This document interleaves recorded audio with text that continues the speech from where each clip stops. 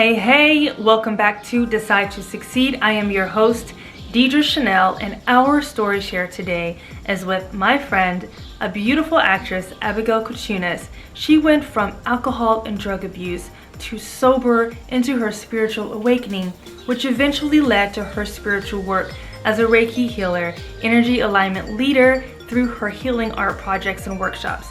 So, with no further ado, please welcome Abigail Kochunas.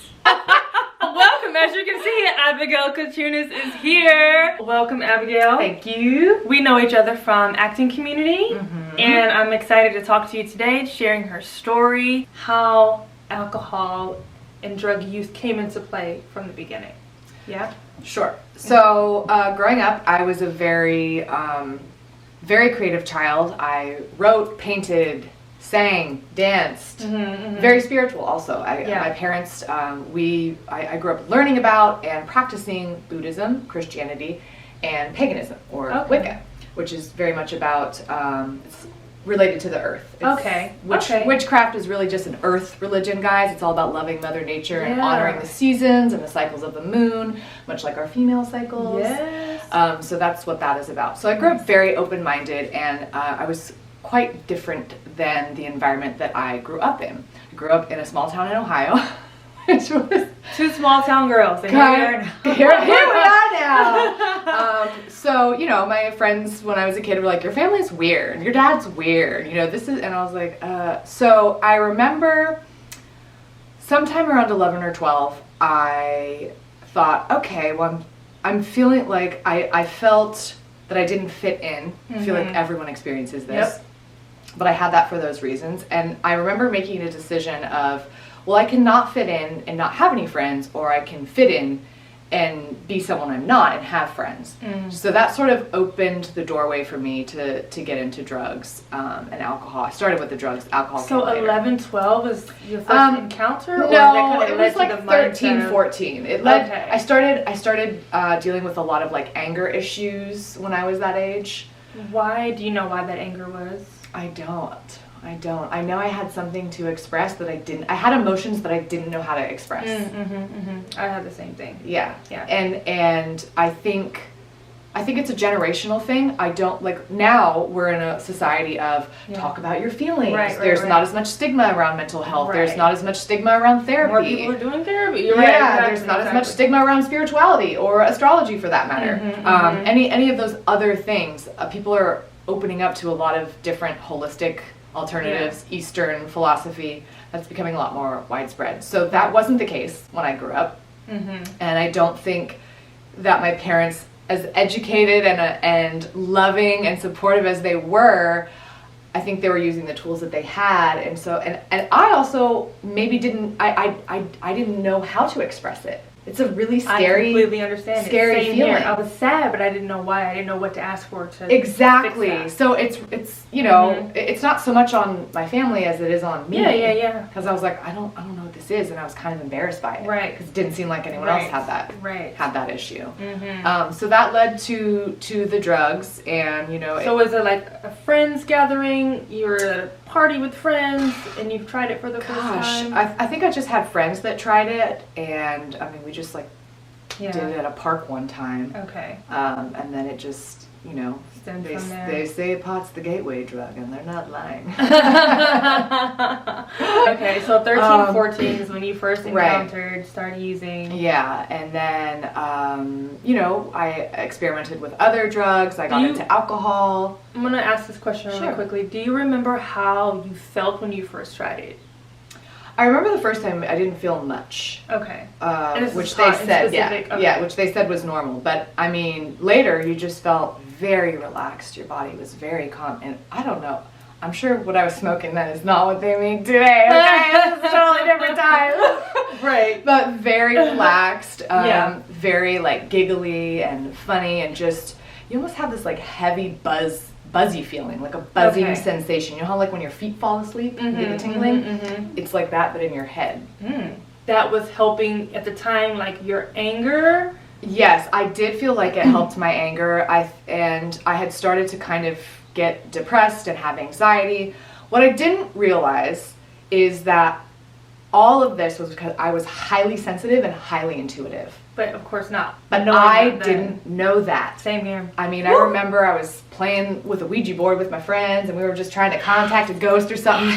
And then, I was across the street from my house, and my parents called me home for dinner. Yeah. And I said, okay, I'm going to leave. And so I ran out my friend's back door, and as I'm walking down her driveway, we have basements there. And as I'm walking past her house on the driveway, there's a door that goes to a landing to her basement, a side door. And all of a sudden I hear somebody whisper to me, "Don't be scared." And I was like, "What?"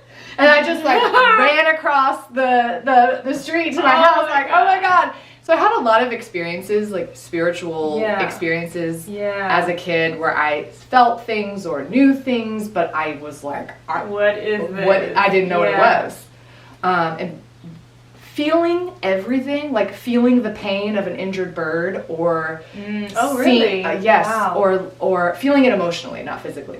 There's different types of intuition and senses. Like there's clairsentient, which is feeling emotionally or physically. Right. Claircognizant, which is you just know it. Clairaudient, which is hearing, and clairvoyant, which is seeing.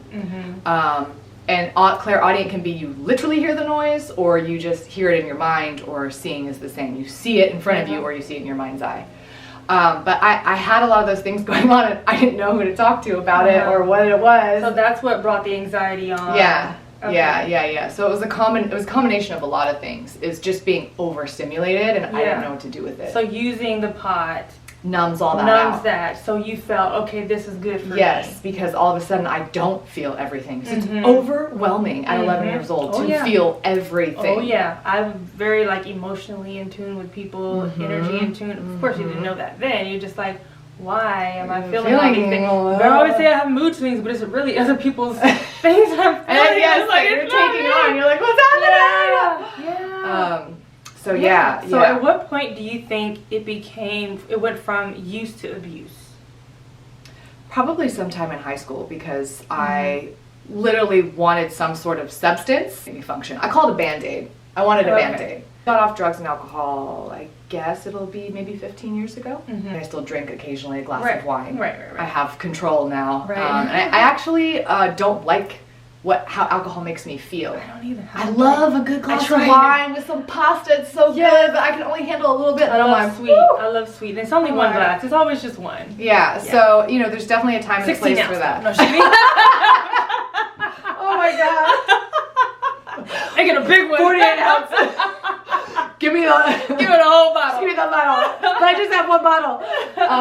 It really became about the Band-Aid, because I'm an Aries, and I like things fast. I've never had a lot of patience. Yes. I have my Mars and my Venus are also in Aries, so I'm like, ooh, let's go. Let's be in action. And I was having panic attacks in high school. I was just completely, and what people don't know about marijuana, it's not really great for your sleep. You don't go into REM sleep. It actually makes your anxiety worse over a long period of time. So while it's not physically addicting, it is psychologically addicting. Yeah.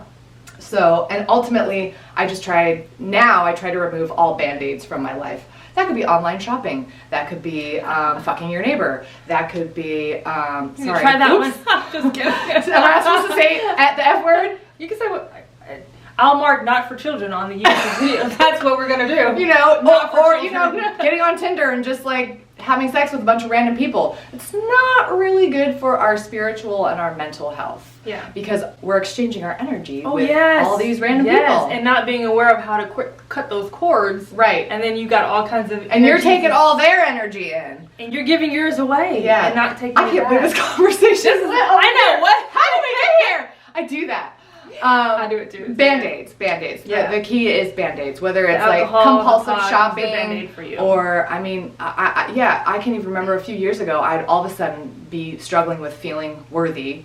I remember I had a breakup in 2019, and I was I felt awful. And I was like, I'm just going to redecorate my whole apartment. And I just spent $500 at, getting new bedding and this. For what? Because I didn't feel I was good enough.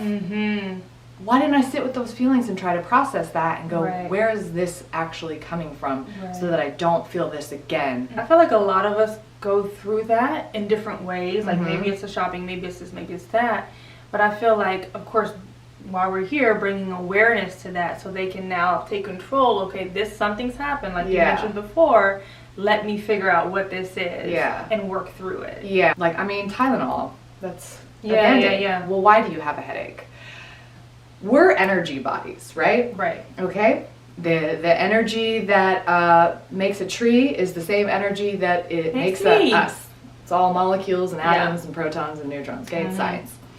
And if we have something that feels different in our body or energetically, whether it's emotionally or physically, I think delving into that is going to, it's like the long-term solution. It might be painful. It might not go away really quickly, but ultimately it gives us our power back. Right. And that's because if we're relying on a substance or another person, if we're relying on validation, I mean, I struggle with people pleasing. So do you think also the drug and alcohol use and or abuse was a part of you trying to be accepted at some point? Oh, absolutely. I mean, the friends that I had at the time, they were doing it, so I was like, well, I want to do it because I don't want to be made fun of. I don't want to be outcast. But I was like a really gangly kid. I was like taller and skinnier than everyone in my class by like 5th grade. And I had glasses and I had braces and a gap between my teeth the size of a nickel. Like, okay, I was like, oh, you guys, you could wait for the pictures. It was like, whoa. Oh my god. Okay. So I was insecure anyway, but you know, I got picked on for having glasses and things like that, and because I was so sensitive, I didn't know how to process those feelings because I didn't have the tools, because society didn't provide those tools. Right. Nobody was subscribing to that, you know. Of course. Actually, I got to say, to be fair, my parents always did try to get me into breathing exercises when I was a teenager, but I was like, well, why am I going to waste my time breathing when I can just go over here and smoke a joint? So at what point do you think was there a point where it got really bad for you and you said, okay, this is enough, let me... It got really bad for me right before I moved to LA. Not with the drugs, I kind of just tailored that off mostly, but with the alcohol.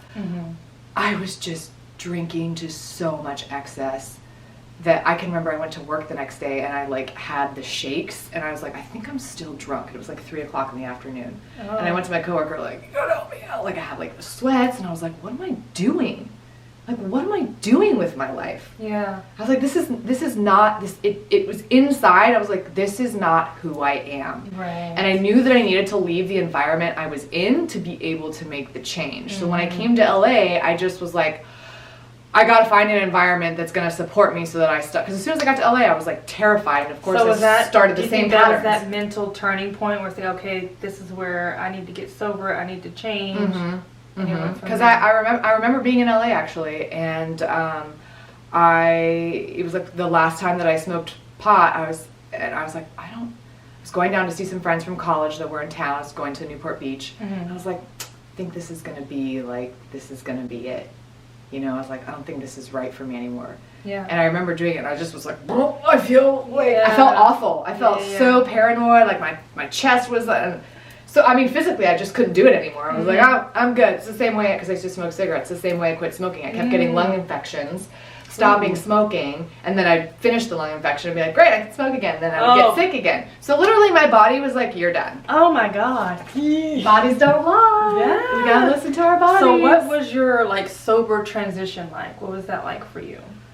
At the time, I did, it was like a one day, I'm done. Like a cold turkey. Cold turkey, 5 years. I did not touch alcohol or drugs or anything. Barely touched Tylenol, ibuprofen. I still barely take those sorts of things. I was doing a lot of spiritual work and focusing on my career and just really sort of keeping my circle inner. It wasn't I wasn't dating. I didn't like try to have too many new friendships. I just tried to like focus on myself. If that makes sense. So like when it came to your, like, I guess, more spiritual awakening, what was that like? And like, I would like to call it a spiritual reawakening. Reawakening, because you grew up more spiritual and more open to all the spirituality. So I remember around 5 years old, all of a sudden realizing, oh, all the religions are like, they're the same. Yeah. And I was like, Jesus, is Buddha, is this, is that, praying, is praying, is meditating, is channeling. Yeah. Your guides, is your higher self, is God, consciousness, is the source. universe. We got a whole like video going. Yes, I try to explain that. We're doing an interpretive dance. Yes. Oh my God. And I love religion because I think it's such a great structure to give people, because I do think that discipline and structure helps us when we feel lost. But it's also man-made. Religion is man-made. And it has the best intentions, but I also feel within the structure and the discipline, it's limiting to us. Limiting, but then also within each religion, it's their perception of how they perceive the Bible or this or that or the other. And it's like a lot of times they may perceive it or translate it to more literal when it's kind of more metaphorical. And then like each religion has like these different concepts and beliefs. And what? Religion? Yeah. Ancient? Girl, I don't know. Yeah, I don't know. Religion is pretty much the same. Just like tomato. Yeah, it's different because if we all have a higher self, or if I believe it's our higher self, and that when you're talking to your guides or you're channeling, it's just your higher self coming through. And having the ability to connect with that consistently. The thing about connecting with your higher self is it's a personal relationship, and spirituality is a personal relationship. And you're not looking to one person or one text for all of the answers, because no human alive has all of the answers. Yeah. We talk so much about limiting beliefs. Right. That's where I think if religion if you get too like literal and stuck into it, that's where it gets limiting. But if you leave the door open, it can be a gateway to really tap into your own spirituality and your own relationship with whatever you choose to call it. God, source, universal life force, my guides, whatever it is. I think it's great because I feel like our paths in life brings us to our purpose. So going through what we went through gives us the ability to then reach back and help other people. And then once you're growing in your spirituality, that gives you the insight and the knowledge and the awareness to go and say, hey, this is what this is. And then someone else can look in and say, oh my gosh, I've been feeling so lost. This is what I needed. Yes. So this is why we're here today. So I'm grateful that like you're sharing all those details, because it's, even if it's one or two people, it's going to matter. It's going to be life-changing for someone else. So that is my biggest, like, it's interesting because I'm reading this book called Radical Awakening by Dr. Shefali Spari. I don't know if I said her last name right. Okay. But she's amazing. And I've been working on the book for like 6 months. It's not hard to read or dense. It's just what you read is so mind-blowing that you're like, I need to sit with this and process it. Yeah. But she actually talks a lot about purpose. And that it's not something we're searching for. It's not something to go out and get or go find. Yes. It's living and being present and having that as your purpose. And what you were saying about the sharing, that's why I started delving more into the healing arts and healing work, because I'm like, well, I'm the type of person that if something works for me, I get so excited and I want to tell everybody. That's how I am. I'm like, guess what? Me too. Guys, check this out. Because it's like you go through something and then you find the light and it's like, guys, come over here. And it's like you're so amped up. And it's like when you look at someone, it's like, no, but you don't have to struggle. You don't have to do this. Struggle. You don't have to do this. Who said life had to be hard and it had to be a struggle and you have to slave 18 hours a day? Yeah. Who said that? I know. And it's all with those, again, and we've talked about this before on previous episodes. All the phrases, the hustle is real, the struggle is real, hustle hard, I used to subscribe to that, I used to say it too, but it's just like, that's what's been programmed in us, so therefore that becomes our reality, and that doesn't have to be. It's all about ease, it's all about flow, it's all about allowing. You gotta tap into that, tap into the quantum field. Yes. The quantum field.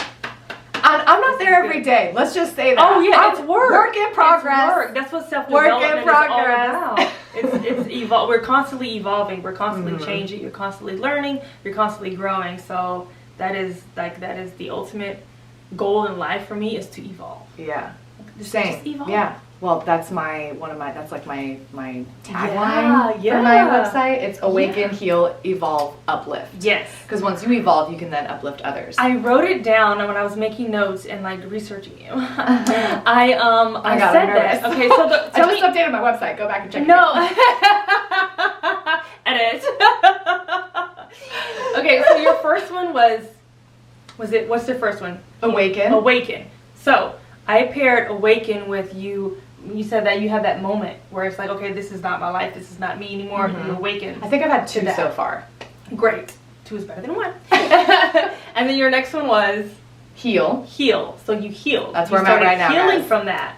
But then the third one is? Evolve. So I'm you're evolving because you're on the path. Same time. Yeah, but you're evolving because you're on the path and you're consciously aware and doing the work on yourself. And then the last one is? Uplift.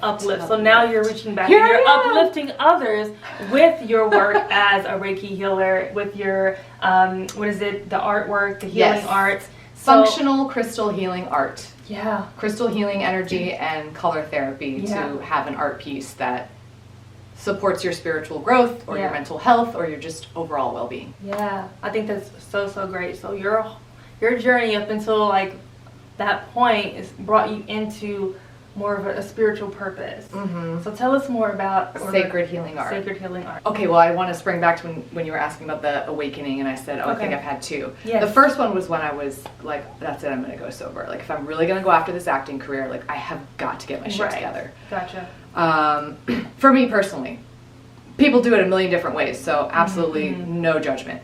I just know that I was like, I have to be in a right frame of mind because I am not there. Because I come out of modeling, which is a very image conscious, which really fucks with your self-worth, by the way, if you're not super strong. Which, who's super strong when they're 14? It's very rare. Yeah. And someone who is, I'm like, can I meet you and talk to you? Because I'd like some advice. Exactly. So that was the first awakening. The second one started actually during the pandemic. And then I left a very toxic environment that I had been in that I think I'd shut down a lot of my intuition. So it took the place of the drugs, essentially. So I was giving my power to the drugs, and then I was giving my power to this environment to make decisions for me, to tell me who I was, to tell me how to live my life and what to do, because I didn't want to make those decisions. So anyone that's been in any sort of like toxic work environment or an abusive relationship, anything, I never want to victim shame, but I also want to empower, because what people experienced is what they experienced. Right. And it is trauma, 100%. And you have to heal from it. And it happens, but you don't have to stay angry about it or be in guilt or shame about it. Like, how could I be so stupid to let this happen? How I'm just not worthy. That's why this happened. That's not why it happened.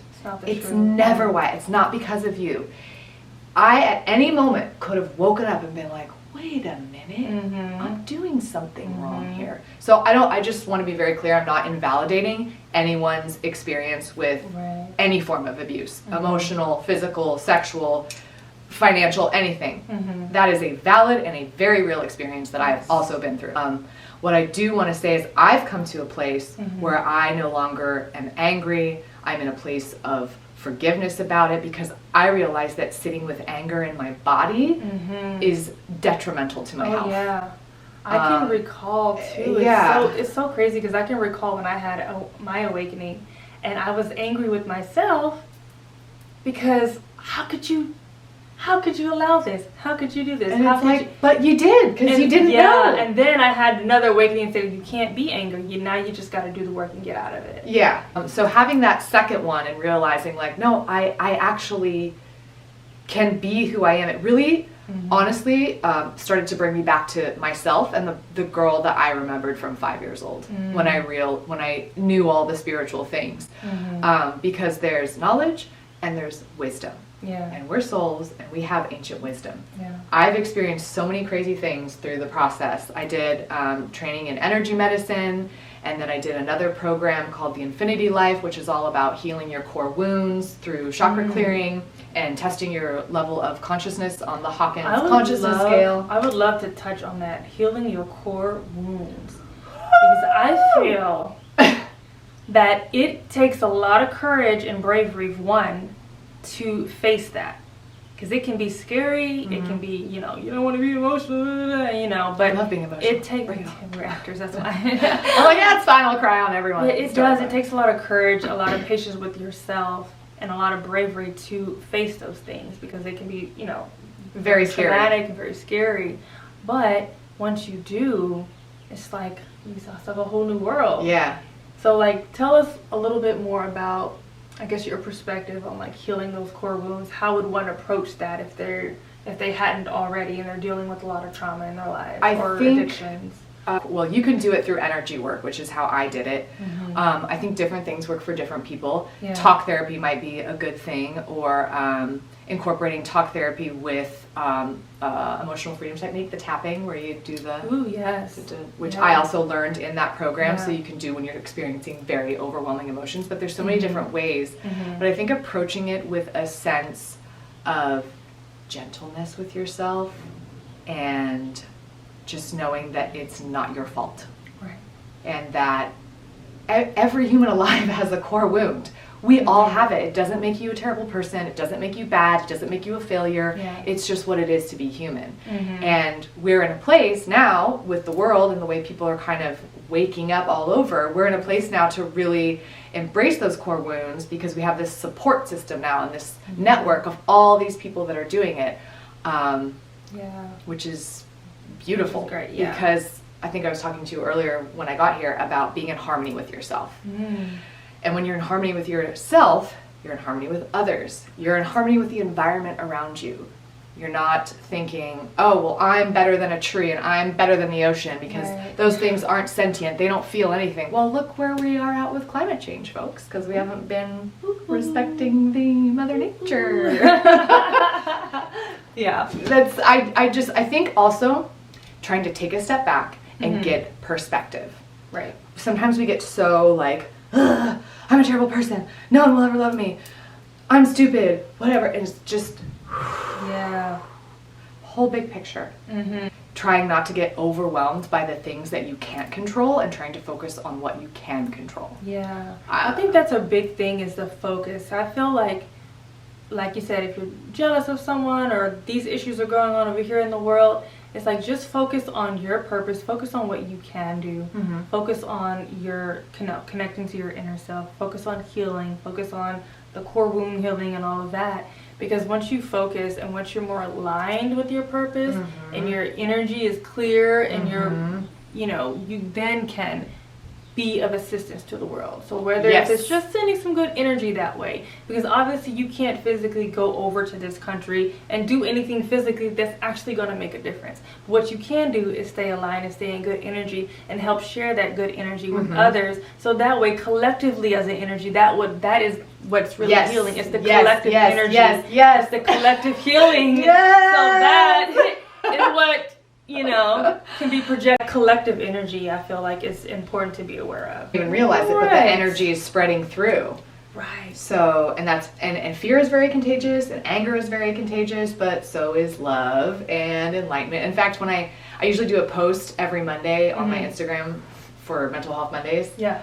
And one of my hashtags is always love is louder. Because I really, really honestly believe that the more we try to embody love, loving ourselves, loving others, coming from a place of compassion and understanding, and stopping ourselves. I had a conversation with somebody yesterday where I felt like I was getting angry. And I go, I don't want to say anything because I'm feeling reactive right now. So I need to like take a second to process. And that is a huge deal for me, because I used to be so like, well, let's go. Right. I feel like if we all see other people, like see a part of ourselves, or love someone as a reflection of yourself, because at the end of the day, we're all one. So if you're seeing someone as you then and you're loving yourself, you're loving this person, you know what I mean? So it's just like an exchange. So like, you can't hate or be, any negative, horrible feeling towards someone, because if you are, then that means you're back hating on you. Yeah, yourself. I'm so glad you said that, because that made me think. I'm answering your questions like 10 minutes later when you were talking about the awakening and the shifts and things, and how people should start their healing journey.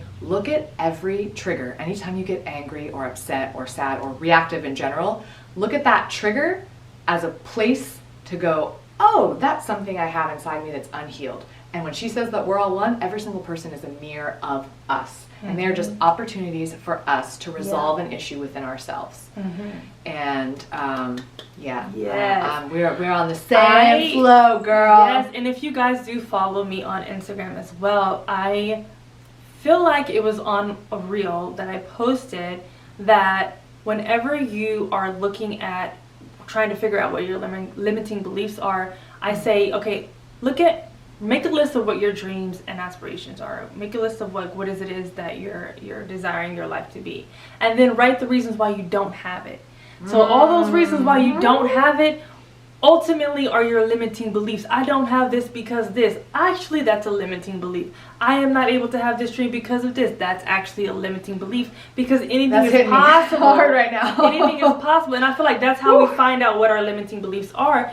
What do you want in life? Make a list of that. And then write the reasons why you don't have it.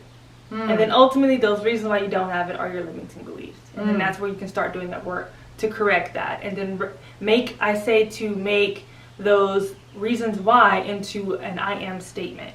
Oh, I can't do this because I'm too old. I am the perfect age and I'm going to succeed. Make it a positive statement. I am this, opposed to I don't have it because. So that was my, I guess, perspective and my way to get down to it and start doing the work on that's great. Overcoming those limiting beliefs. Because you want to create the life you want. That's why we're here. You do the work on yourself and create the life that you desire so you can actually truly be happy. And honestly, the journey of the things that I've uncovered, especially regarding self-worth and realizing how much of my self-worth I placed in others' hands, which was I can't describe it, but there's a physical sensation that happens in my body where I'm like, this is the truth, and I'm like, and it feels so scary, so horrifying. I stop breathing when that happens. Yeah, so dense. It's like when I kind of can relate it to when I realized I was in a situation that was very unhealthy and abusive, and I all of a sudden started to see all the all the little boxes that get ticked of oh, this is a sign of this type of abuse, this is a sign of this type of abuse, and I went, and it was literally my whole reality flipped upside down, and I did not recognize where I was. I mean, I could have been an out of body experience, but it was oh my God, I've got to get out of here. You start to confront the people say the shadow part of yourself, or your core wounds, and it's always evolving. We're like onions. Once you heal one core wound, you're like, oh, I handled it, I'm great, I'm free, everything's fine.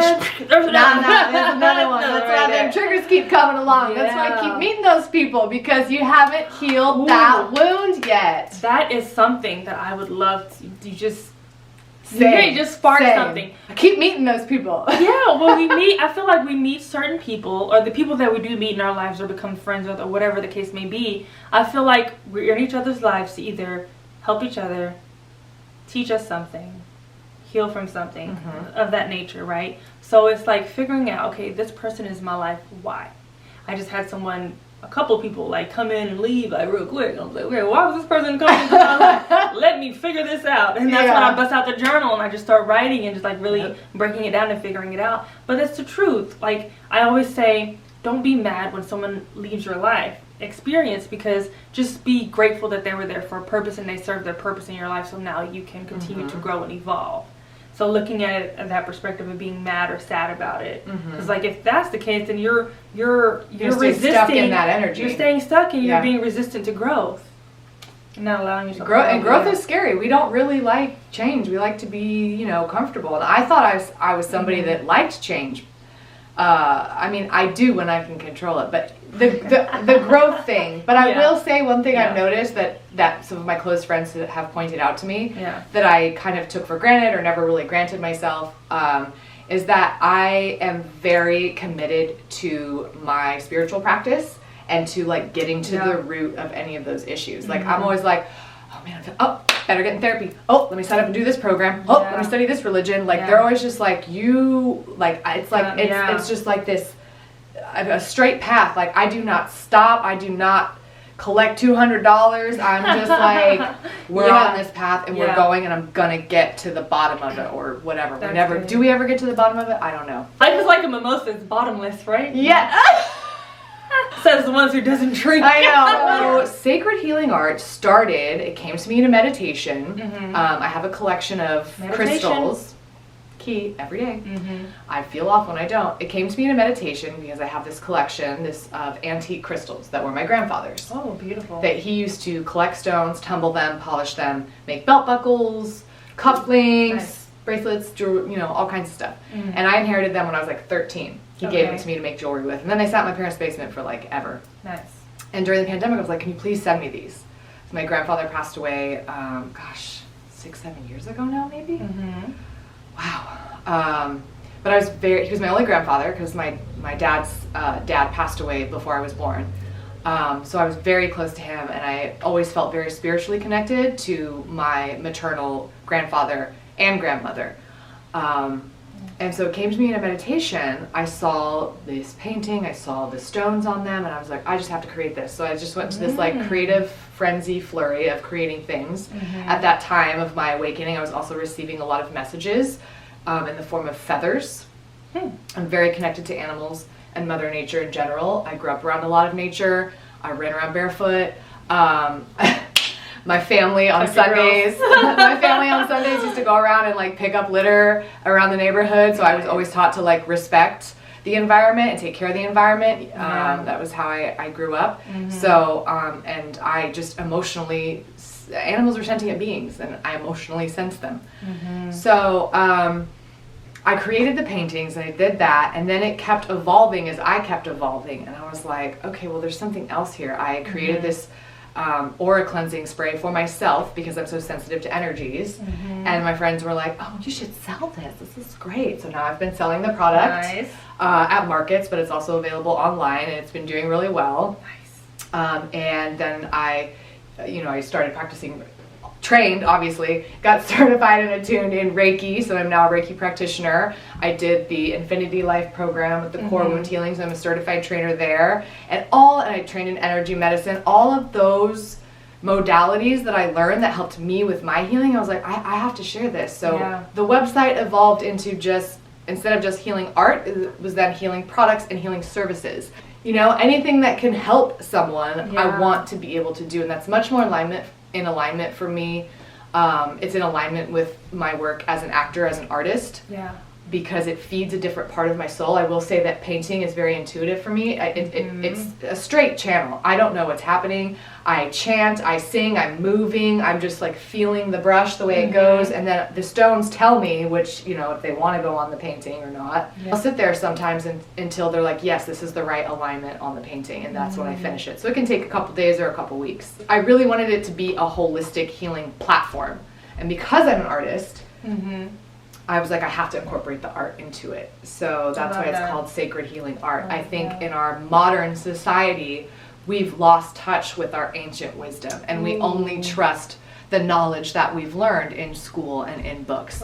But that knowledge, as you know, is very manipulated and edited. All sorts of things about history that we weren't taught in our grade schools. I feel like, the school system teaches you how to stay in the rat race. It teaches you how to stay in the matrix, in the box, in the categories. But it's like, no. Who says you have to be one thing? Why do you have to go to school and be just a lawyer? I was just talking to someone about that, about how a lot of people's belief is, because I've had several people ask me, well, what are you doing? Are you doing this or are you doing that? I was like, I'm doing this both. And all of these things. Because a lot of people are trained that you can only do one thing. If you're trying to be successful, you can only, it's like, no, you don't have to. We're multidimensional. We have so many layers. We have so many talents, so many skills, so many and so many evolutions through our lifetime.